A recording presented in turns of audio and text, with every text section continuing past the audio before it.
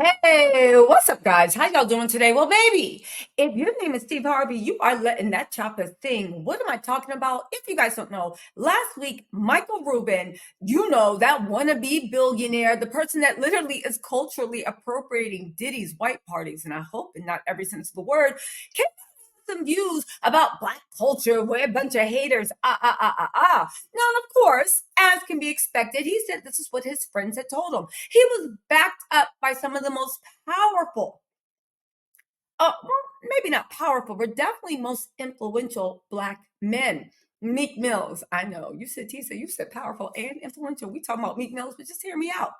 Charlemagne the God. They got the platform on the Breakfast Club. And many more people are saying also Jay-Z, because him and Jay-Z are tight. They've actually even gone into business to open up 40/40 clubs that will be gambling halls in urban communities. The community that he refers to as community of haters. Y'all know I have my opinion of it, but baby, Steve Harvey literally used the Essence Fest to call out that wannabe Diddy, I know, to call out Michael Rubin, Meek Mills, Jay-Z's, besties, all this stuff, Charlemagne running interference, right? To call out basically also Dr. Umar for holding black women to a different standard than you do any other male, and having an impossible standard while giving other people the benefit of the doubt easily. I know, that's what I said. They were also trying to say he came for Katt Williams. Now, I don't know about that one, because if you hear what he said about Katt Williams, we have to play the whole video, you might be a little confused too, because maybe Katt Williams ain't a broke boy, so who is he talking about? In any case, y'all, let's get into this. First, we're going to start off with what he said about Dr. Umar, but most importantly, Michael Rubin, apparently the best friend of every powerful black well, let's not, you know what? Let me not speak in broad terms like Michael Rubin did. Jay-Z, Meek Mills, and also Diddy's good friend. Let's get into this. All right. And then we get into the Katt Williams stuff. Let's go. Race of people that's responsible for the actions of one another. Ain't no other race of people responsible for each other. Let me tell you something, man. As soon as something happened to a group of black people, then all of us have to bear that. All of us. You know, I had a job one time before I got into this, and a dude robbed a liquor store and was on the news and got shot on the way out the liquor store. I came to work the next day. The white people wanted to know, did I know him? What the fuck? How? You know what I'm saying? Well, how the I got to know him. I don't know nobody robbed liquor stores. No, I don't know him. But we are held accountable. But what we have to be careful for again, though, is because we are held to that criteria, we've got to do better by one another. We have got to stop this self-destruction of one another. Ain't nobody on IG, Instagram, TikTok talking about each other the way we do. We have got to change the way we look out for one another. We have got to be more in the build-up business than the tear-down business. We got white folks coming on podcasts talking about how we ought to act towards each other. We don't need white folks checking us, telling us how to be towards each other. We know how to be towards one another. We just got to get in charge of it. We got to start checking one another. When you see these cats over here wasting your time on podcasts with all this negativity, why is it so many clicks and likes, man? Why don't we ever check people on that? Why don't we defend one another? What happened to being happy for people in love? What happened to cheering for families? What happened to wanting this brother's business to win? What happened to hope that sister become president? What happened to that? I can't stand it, man, when I see black people coming up in here challenging Kamala Harris about this, that, and the other. They're not challenging Donald Trump to shit. They let him go unchecked however he want to go. The Republican, see, I'm on something else now.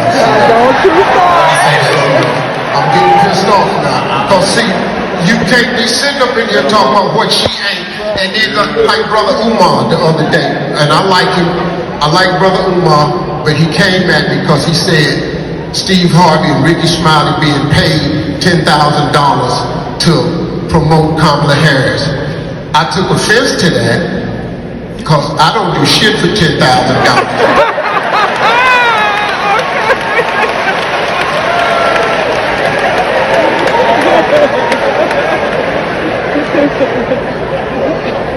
And you're not finna mess my money up, putting it out there that my rate is now $10,000. Back up off that shit, Brother Umar. You know good hell well. I'm pulling for Kamala Harris because she is the better candidate of the two. Period. That's all. Hey, what's up, guys? Listen, really quick, just let you guys know we have an exclusive interview on the channel August the 29th.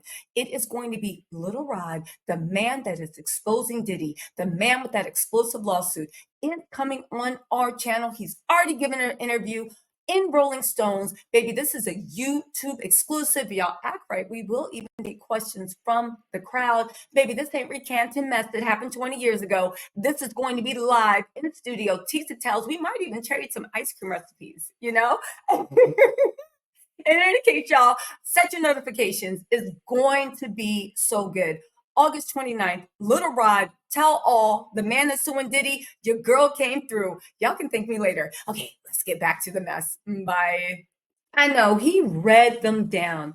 And it's weird to me that you have to explain to anybody that we are not a monolith, especially to these Black entertainers that are Michael Rubin's best friends that are telling him about Black culture. Has anybody ever thought that maybe people criticize you because you're not doing right? Maybe people criticize you because they don't like you, not because they got something against their own race and culture. I don't know.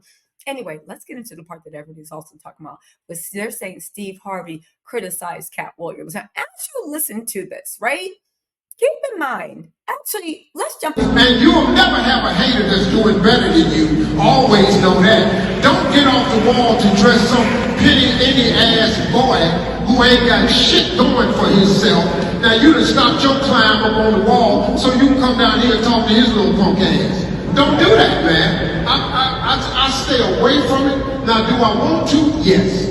Because I'm a human being and I'm hood. I used to be a fighter and I still got hands. They slow, but if you get up on me real close, I can still knock your monkey ass out. I just don't have the quickness I have. But I still know how to turn my hip and shift that weight, and I'll knock your short ass out. I'll shoot your perm straight out your head.